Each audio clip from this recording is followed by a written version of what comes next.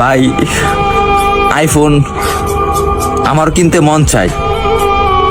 বাবার একদিন বলছিলাম, বাবা আমার একটা আইফোন কিনে দিবা।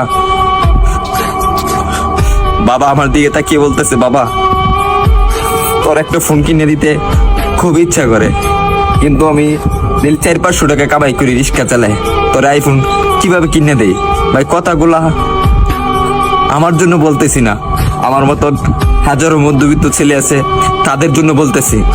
আরে ভাই আমার আইফোন আছে সেটা আমি মানি, কিন্তু সবার তো আর আইফোন নাই।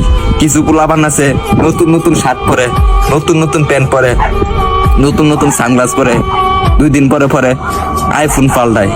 তাদেরকে উদ্দেশ্য করে বলতেছি, ভাই আমরা গরিব মানুষ, ভাই আমরা দিনের না দিন খাই, আমরা আইফোন কিনবো ভাই, কারণ 3 বেলা তো ঠিক মতন খাইতে পারি না।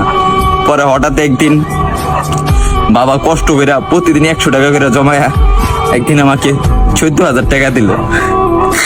14,000 টাকা দেওয়ার পরে একটা আমি 6S কিনলাম। 6S কেনার পরে আমি ভিডিও শুরু করলাম। ভিডিও শুরু করে এই যে ভিডিও দিতে যে আপনাদেরকে, হয়তো আপনারা ভাবেন যে আমি কথাগুলা বলি লাইক ভিউ পাওয়ার জন্য।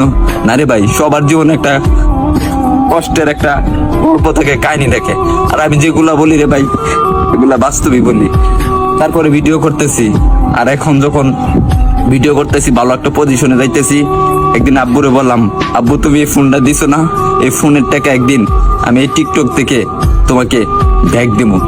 ভাই আপনারা যদি ভালো না বাসেন, সাপোর্ট না করেন ভাই, তাহলে সামনে আগে যেতে পারবো না রে ভাই কখনো। আপনারা একটু ভালোবাসা দেন, তাহলে আমি একদিন অনেক বড় হবো ভাই।